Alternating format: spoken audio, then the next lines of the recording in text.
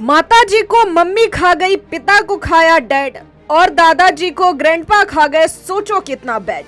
जी हाँ, हमारी भारतीय संस्कृति में माता जी पिताजी कहा जाता है और यह कहने में भी कितना मधुर लगता है, कितने मधुर इसके भाव लगते हैं। इन शब्दों में मनुष्य के अंतर्मन की भावनाएं छुपी होती है, जिसमें प्यार भी है और सम्मान भी है।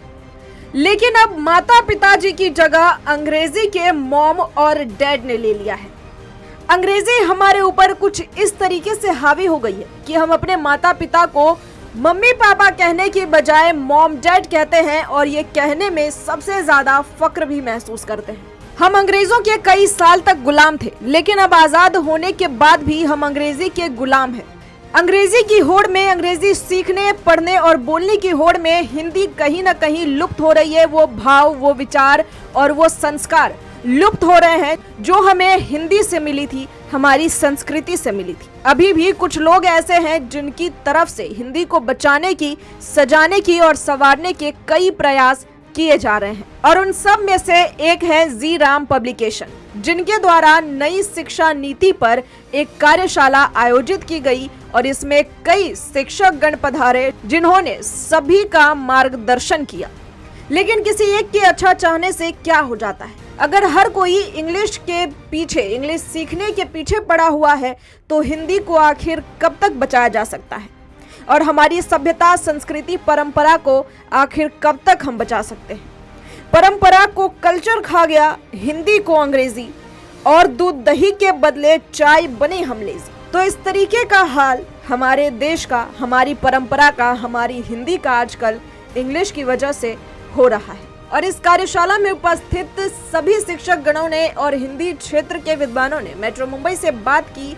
और देखिए, मेट्रो मुंबई से बात करते हुए डॉक्टर जितेंद्र पांडे ने क्या कहा है। उन्होंने यही कहा कि भाषा किसी की तरक्की में बाधा नहीं हो सकती। किसी की तरक्की एक भाषा की वजह से रोकी जाए, यह कहीं से भी उचित नहीं है। 5 हिंदी भाषी प्रदेश हैं, वहाँ की भी भाषा हिंदी के अलावा दूसरी भाषाएं हैं। तो यहाँ स्पष्ट कम से कम इतना तो कहना चाहिए था कि जो हिंदी भाषी प्रदेश हैं, वहाँ का माध्यम बच्चों का हिंदी होना चाहिए। देखिए, वही डॉक्टर डीवी सिंह का भी यही कहना था कि पढ़ाने और सिखाने के लिए कोई भी साधन, किसी भी तरीके का इस्तेमाल किया जा सकता है और उस साधन का इस्तेमाल करना चाहिए। उसमें ये व्यवस्था की गई है कि आप पढ़ाने सिखाने के लिए कोई भी साधन या माध्यम इस्तेमाल कर सकते हैं। देखिए, इस पूरे आयोजन के बारे में बात करते हुए विक्रांत शर्मा ने मेट्रो मुंबई से आखिर क्या बताया है। देखिए, ये जो कार्यशाला का आज आयोजन किया गया है, ये पूर्णतः नई राष्ट्रीय शिक्षा नीति के मानकों के अनुसार जो हिंदी भाषा के क्षेत्र में बदलाव आ रहा है, उसको टीचरों तक पहुंचाने के लिए हमने एक माध्यम बनाया है।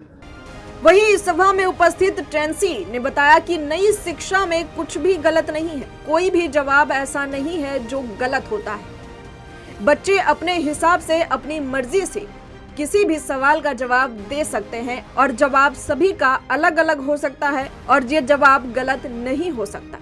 बच्चों को अपनी जैसे भी उनका दिमाग चले, वो उस तरीके से जवाब दे सकते हैं। कोई भी इसमें सही गलत जवाब नहीं होता है, सब अपनी तरफ से जो बोलेंगे वो ही सही है। लाइक अब जैसे कोई टेस्ट है, उसमें किसी चीज़ का जवाब है कि मैं ऐसा फील करता हूँ कुछ, तो बच्चा उसमें कुछ भी लिख सकता है, खुश बता सकता है, सैड, या फिर अलग अलग फीलिंग्स जो होती हैं। तो वही डॉक्टर प्रतिभा मिश्रा ने भी बताया कि ये एक अच्छा प्रयास है, अच्छी पहल है। बच्चे जिस तरीके से अलग अलग होते हैं, उसी तरीके से सभी टीचर्स भी अलग अलग होते हैं और ज़रूरी है कि हम बच्चों को उनके स्तर पर पहुंचकर उन्हें पढ़ाएं। जिस तरह बच्चे अलग अलग तरीके के होते हैं, उसी तरह हम अध्यापक, शिक्षक वर्ग भी अलग अलग तरीके के होते हैं। तो सबकी अपनी अलग अलग प्रतिभा होती है, सबकी अपनी अलग अलग तरीके विधाएं होंगी। इसमें से कोई एक तरीका आत्मसात करेगा, कोई दूसरा, तो हर कोई अपनी तरह से इसमें से उसको छान कर अपनी तरह से लेगा और उसका प्रयोग कर सकेगा, इसका मुझे विश्वास है।